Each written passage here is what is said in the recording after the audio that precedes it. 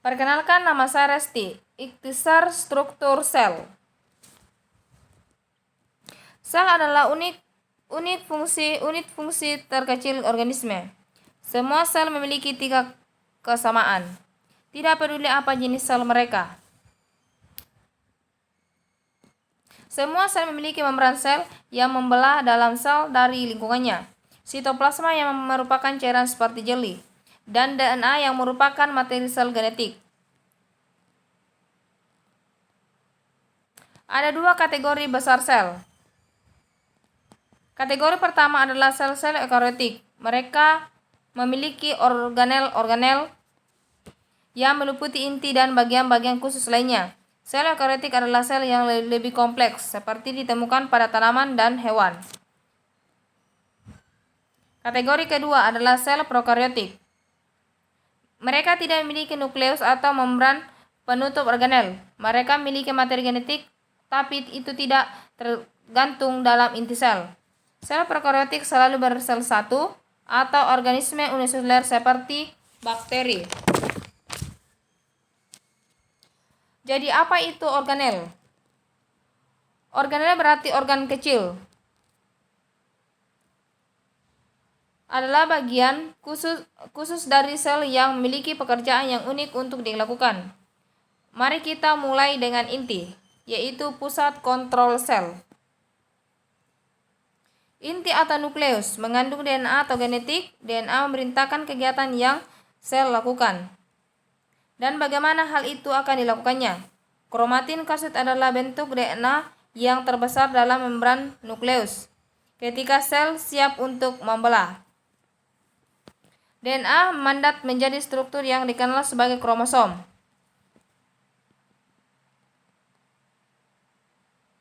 Inti juga mengandung sebuah nukleus yang merupakan struktur di mana ribosom dibuat. Setelah ribosom meninggalkan inti, mereka akan memiliki tugas penting atau sintesis atau membuat protein. Di luar inti ribosom dan sisa organel melayang di sitoplasma yang merupakan substansi seperti jeli.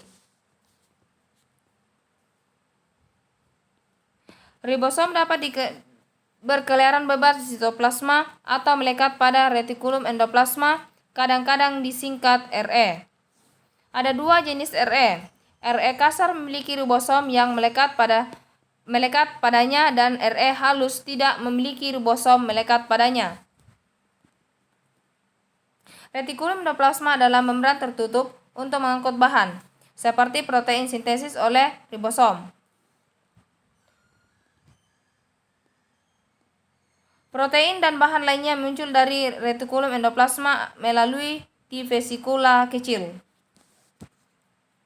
di mana aparatus Golgi, kadang-kadang disebut badan Golgi, akan menerima mereka. Protein bergerak melalui badan Golgi, lalu mereka ubah menjadi bentuk yang dapat digunakan oleh sel. Badan Golgi ini melakukannya dengan melipat protein menjadi bentuk yang dapat digunakan atau menambahkan bahan lainnya pada mereka, seperti lipid atau karbohidrat.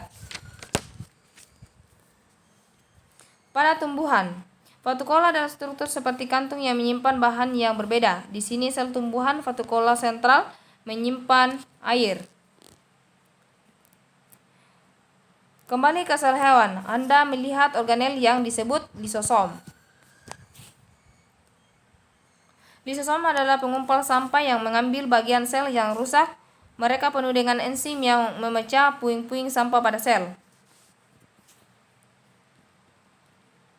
Mitokondria adalah organel pembangkit tenaga listrik untuk kedua sel, baik itu sel hewan dan sel tumbuhan. Selama proses yang disebut respirasi seluler, mitokondria membuat molekul ATP yang menyediakan energi untuk semua kegiatan sel. Sel-sel yang membutuhkan lebih banyak energi atau memiliki lebih banyak mitokondria. Sementara sel mempertahankan banyaknya dengan menggunakan sitoskeleton. Sitoskeleton termasuk mikrofilamen seperti benang yang terbuat dari protein. Dan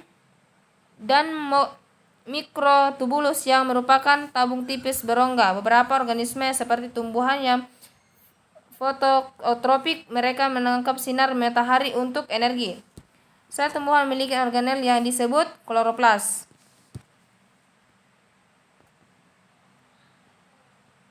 Kloroplas adalah tempat di mana terjadi fotosintesis. Ini berwarna hijau karena memiliki pigmen hijau yang disebut klorofil. Sel tumbuhan juga memiliki dinding sel di luar membran sel, mereka sebagai pendukung bentuk dan melindungi sel tumbuhan. Sel hewan tidak pernah memiliki dinding sel. Ada banyak struktur yang lainnya yang hanya beberapa sel memiliki. Dapat dilihat sebagai berikut. Pada sel hewan misalnya, saluran pernapasan dilapisi dengan sel yang memiliki silia. Ini adalah rambut mikroskopis yang dapat bergerak seperti gelombang. Fitur ini membentuk perangkap untuk menghirup protein di udara dan mengeluarkan mereka ketika Anda berbatuk. Fitur lain yang unik di beberapa sel adalah flagella. Beberapa bakteri memiliki flagella. Sebuah flagella seperti ekor kecil yang dapat membantu langkah sel atau mendorong dirinya sendiri. Satu sel manusia yang memiliki flagella dalam sel sperma.